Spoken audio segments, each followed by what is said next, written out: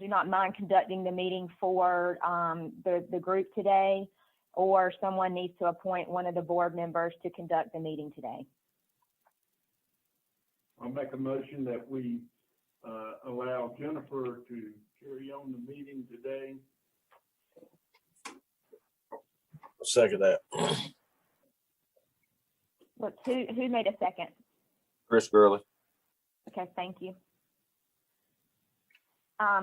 Everyone in favor of that, please say aye.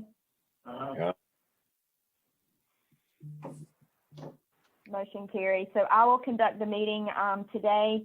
With that being said, our next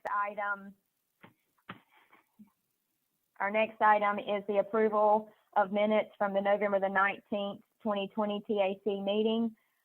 Those were sent out to everyone. You've had a chance to review those. If there's any questions, I'll be happy to ask, or any corrections that need to be made, but I will entertain a motion for the minutes to be adopted.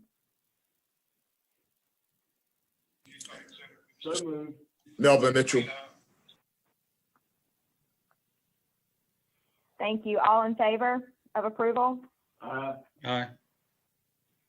All opposed? The next item, I do need to before we get started with the election of officers, I do need to read over the ethics, awareness, and conflict interest reminder for those board members. In accordance with the State Government Ethics Act, it is the duty of every board member to avoid conflicts of interest. Does any board member have a known conflict of interest with respect to any matters coming before the board today? If so, please identify the conflict and refrain from any participation in the particular matter involved.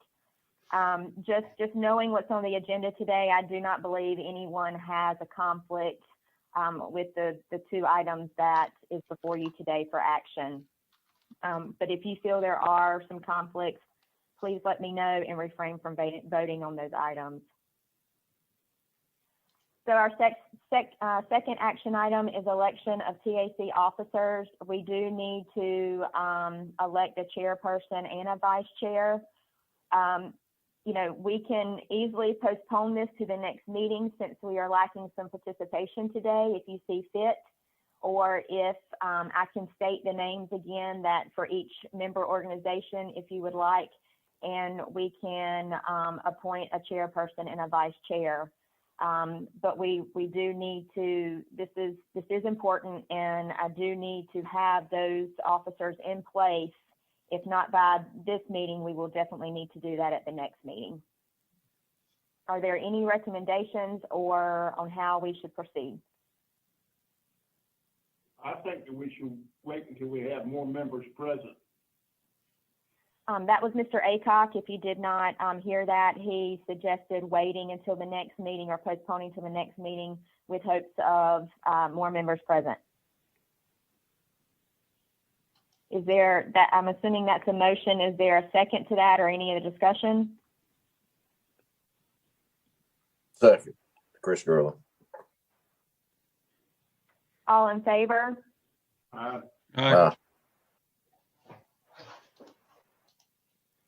All opposed? Thank you. Number 4 on the agenda is the draft FY 2020 or 22 program planning work program. That is our annual transportation budget. The only difference to this budget from last year's budget is we did receive an additional $30,000 for our budget this year. With those additional dollars, I did put those within our special studies line item as well as management and operations. COVID has kept our department or the lead planning agency from moving forward with some of the anticipated studies we had wanted to do last year, or well, the current fiscal year that we're in. And so we're still working on projects that were in FY 20 budget, just trying to get those finished up. One of the projects we are about to start would be our turning movement count inventory. That is something we conduct every 2 years due to our signal system that we have. It does help us in managing and operating that system. We hope to start that very soon, and if need be, we will carry it over into the next year. But the funds are available in the current year to conduct that study. We are currently finishing up our ADA transition plan. That was a requirement of the Office of Civil Rights for us to be in compliance with ADA standards. That plan is in draft format currently. Comments, I reviewed it just last week, sent them my comments back to the consultant, and we plan to have that out for public comment hopefully by the end of this month. Once we have incorporated any comments we receive, we will be bringing that draft plan before the board. With that said, our budget is pretty much a mirror of last fiscal year's budget, or the current one we're in, just with the addition of the $30,000, and that has been, majority of that $30,000 went to our special studies line item, and then the remaining went to our budget operations and program support. PCC at their meeting this morning did recommend approval of the draft. What that means is I will post the draft PWT to our website, and it will be made available for public comment period for 30 days. We will incorporate any comments, and those comments can even come from you as board members, the public, our TCC members, any staff members, any comments we will receive. We will consider those and incorporate where necessary, and I will bring the final document back to you in a special call meeting in March, most likely in March, to adopt our transportation budget for FY22. Are there any questions for me?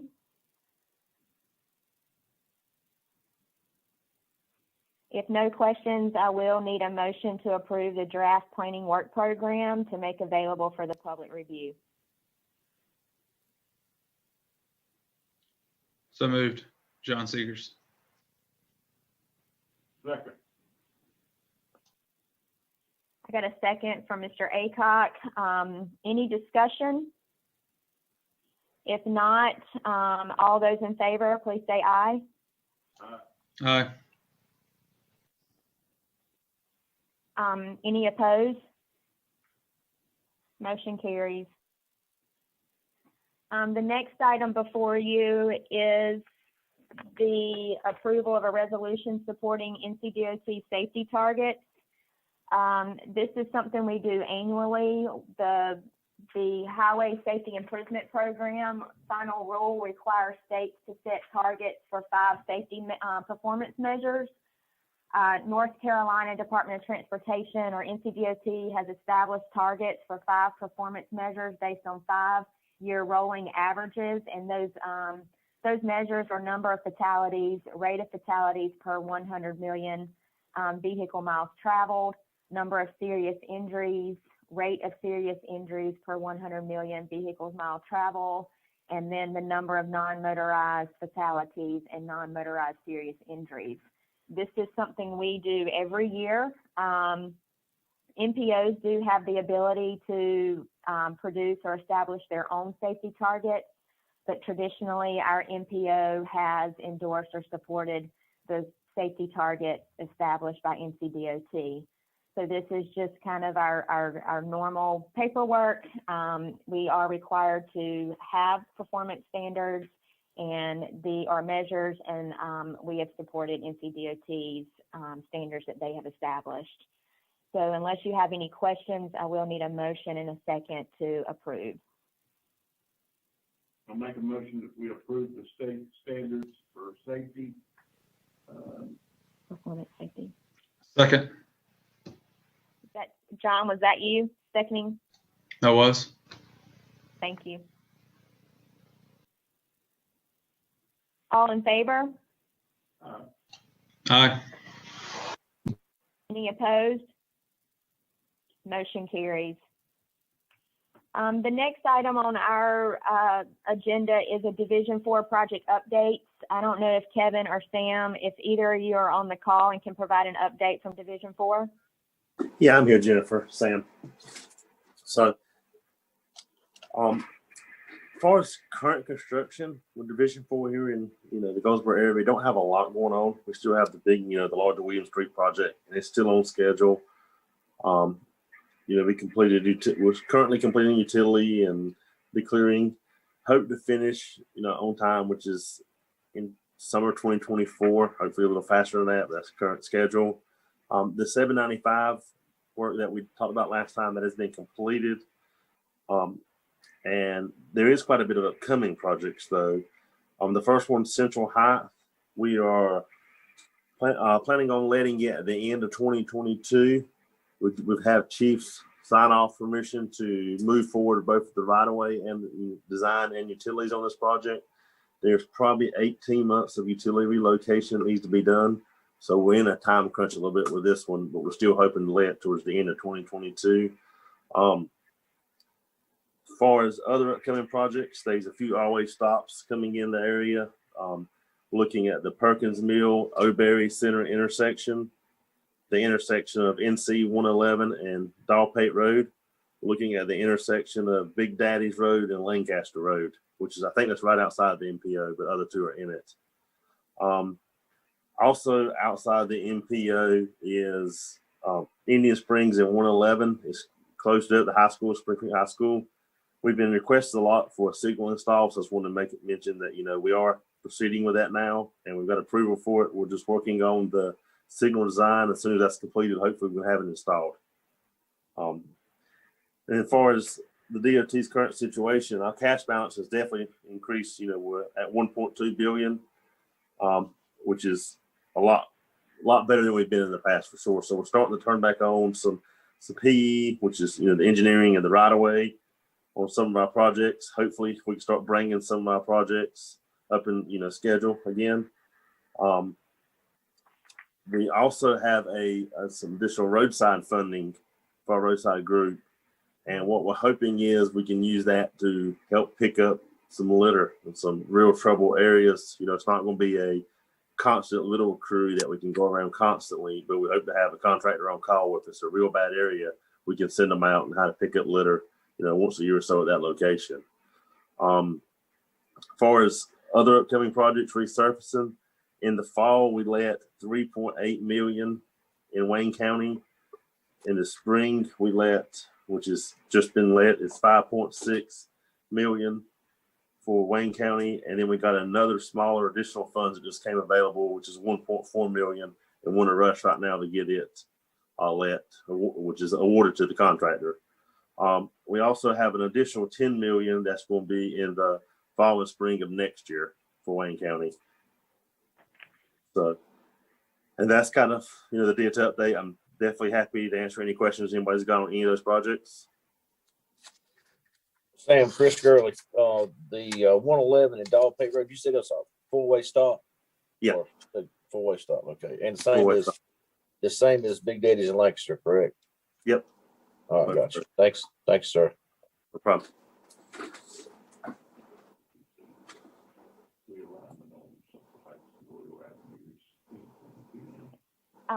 Sam, can you repeat for me I know at one time the Central Heights Road project I thought was delayed until June of this year, but you're saying it's now delayed to 2022?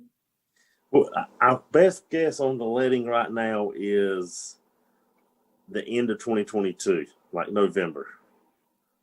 It may be a little earlier than that, but the problem is what's really going to hold us up is not necessarily funding on that one. It's being able to get the right of way we need and then have time to move utilities. So it may be possible to let it a little earlier, but you're not going to be able to start work anyway. So I think that's why that let date was kind of moved to 11/2022. So we don't see any possibility of it being, so like you said, funding's not an issue. It's just right of way and utilities are the hold up. Yeah, we've already started some of the right of way. So, the project's a definite go. It's just, letting it a year before you can start is kind of not much they can really do. So we're just looking at getting ourselves in a situation with claims and stuff. Okay.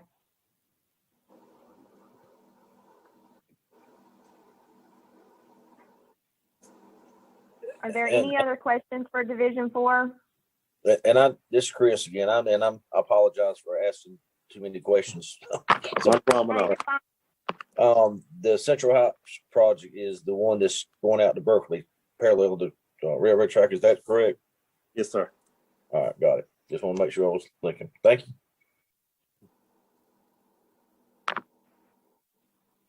If there are no other questions, we will move to other business. There are some things that I need to discuss with you all.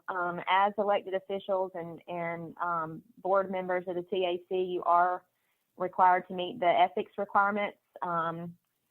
Chris and Mr. Hardison, y'all are probably the newest ones and will probably be new to this. I mean, I know you have to fill out things as elected officials, but there are forms that need to be, the SEI and the RED forms must be filed annually and no later than April the 15th. So I will make sure that everyone gets the link to go and update their forms. You do this online. There is typically it will be new for the first time, and others, if nothing has changed in the previous year, you can request to do a no change form, and you shouldn't have to fill out everything again. But sometimes there's some hiccups, but just be on the lookout for emails from me regarding that link to make those updates and file your ethics requirements. Okay, and you'll send them to our Wayne Gov. Yes, sir. Okay, got it. Thank you. The next item is, I do like to keep this board updated on the Highway 70 Corridor Commission. It's been a while since we've met, obviously in person, and that goes for any of us with some meetings, but we do plan to have a virtual meeting on March 18th. I will be sure to include everyone on that, to provide the link if you want to sit in on that meeting. But we will have more information coming on that one. And then the last item I have is, it really is an action item. I left it under other business just because I wasn't sure how TCC would recommend staff moving forward.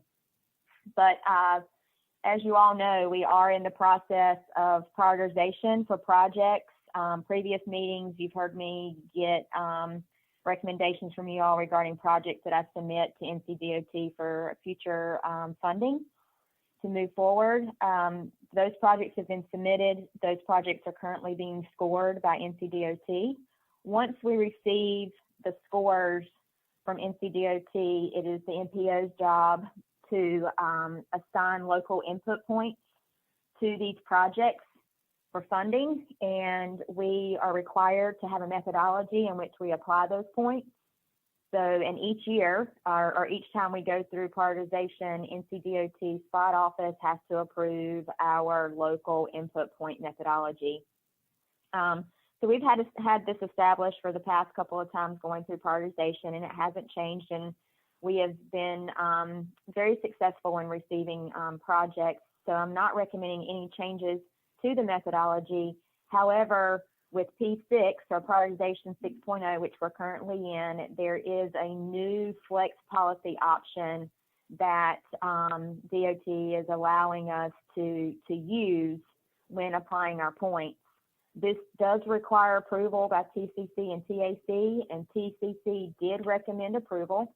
All this is allowing us to have the flexibility of moving 500 points between our regional and division projects, or it can go from division to regional. We do not have to do this. This is not something you have to do, but in order to be able to do it, you must have the language in your methodology. And that requires me, and if you're looking on the screen, there's a flex policy language that simply I would just put it in our methodology and would say Goldsboro has the option to apply the local input point flexing policy.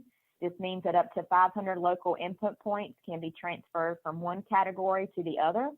If the organization chooses to flex local input points, Goldsboro will provide written documentation to the spot office prior to assigning regional impact local input points. And all that means is we get 1,200 points for our regional tier projects, and we get 1,200 points for our division projects. If we choose to not use all 1,200 points in our regional tier, whatever we have left over, we can subtract from that 1,200 and add to the 1,200 that we have in division, or vice versa. So this is nothing bad. It doesn't tie our hands to anything, but it does allow us to have more flexibility with our own points within our own projects, regional and division. If you recall in the past, typically we have our methodology allows us to point share with other MPOs and RPOs, and we have shared our remaining points with other MPOs or RPOs in the past for projects that do benefit the Goldsboro MPO. We will still keep that in mind, but I do believe, and my recommendation from a staff level as far and TCC is to include this flex policy language so it gives us more flexibility with our points if we choose to use it. Are there any questions?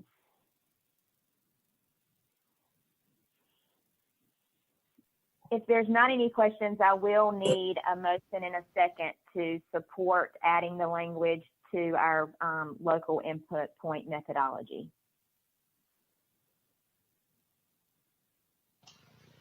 I make a motion to add the language. Is there a second? Second, Chris Gurley.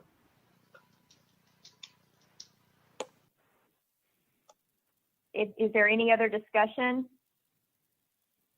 We have a motion on the floor. Let me ask you one question on the, Okay. you said you can use it remaining points, and you got 1,200 points. Is that, say if you had 400 extra points in one, you could put it to the other one and make it 1,600? Is that, or is it Yes, just sir. 12? That is, Oh, okay. yes, sir. So you would just subtract from whatever tier you chose. And Chris, I know it may be new to you, but so we can assign a max of 100 points to a project, and it doesn't always work, you know, in certain projects, and depending on the facility, so to speak. So like a regional project is a certain type of road. So it may be a major thoroughfare. It could be whatever that falls in that regional tier. We may not have 12 of those projects to assign all 1,200 points. Does that make sense? So if we had points left over, because we only had 5 regional points, we could transfer those over to division if we had that amount of projects to put points. But you can't put more than 100 points on a project. Got you. Okay. All right. Thank you, ma'am. And just in the past, we have had points left over because we just didn't have the number of projects. And in most cases, I worked with the Eastern Carolina RPO on projects that would benefit Goldsboro, and we share our points with them. But it may be that we can assign some of our additional points that we have left over to our own projects if they properly score like they need to be in order to get points. And that's all identified in our methodology. But this language will not hurt for us to have it in there in the event we want to use it. It's just if it's not in there, I can't use it at all. Gotcha. But that, basically what you're saying is it would actually encompass any road projects or whatever in our county. Yes, sir. Okay, that'll work. Thank you. If there's no other discussion, all of those in favor, please say aye. Aye. Any opposed? Motion carries. Just the last item you'll see on your agenda is just our future meeting dates. We typically meet quarterly, which is February, May, August, and November. Depending on what's going on throughout the year, we will possibly have special call meetings. So the only one that I know, we will definitely have a March meeting once the planning work program has been out for 30-day public comment. It will have to come back before the board for approval. So be on the lookout for some emails and future meeting dates for March. But otherwise, please mark your calendars for the May 13th, August 12th, and November the 18th. Those are our regular scheduled meetings. If there's no other questions or discussion, I will entertain a motion for adjournment. Mr. Aycock made a motion to adjourn. Can I get a second? Second. Mr. Seeger, second. All of those in favor? Aye. Opposed? Thank you all for jumping on the call, and I will keep everyone posted on future items. Thank you, Jennifer.